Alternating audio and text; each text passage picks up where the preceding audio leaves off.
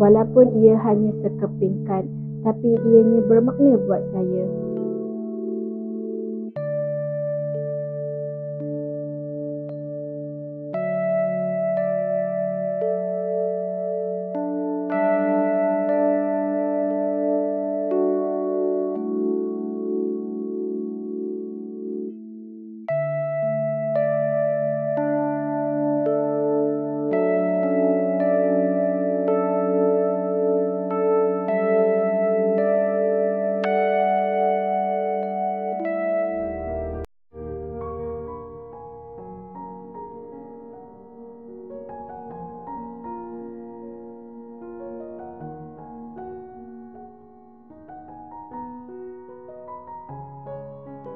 How are you today?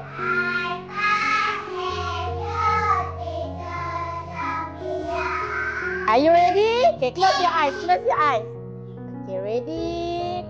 1, 2, 3. Open your eyes. Start. Tengok ni ada selamat.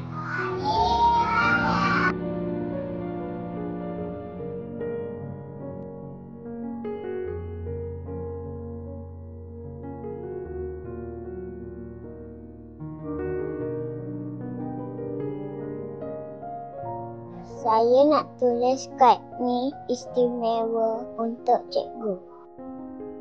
Cikgu, saya sayang cikgu.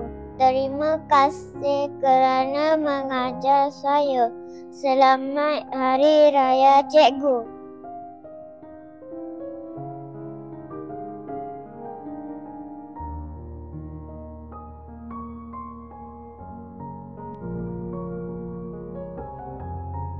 Terima kasih.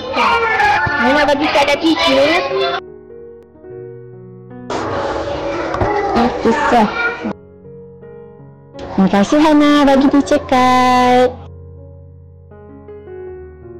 Walaupun ia hanya sekeping kad, tapi ianya bermakna buat saya kerana kad ini ikhlas dari hati seorang murid.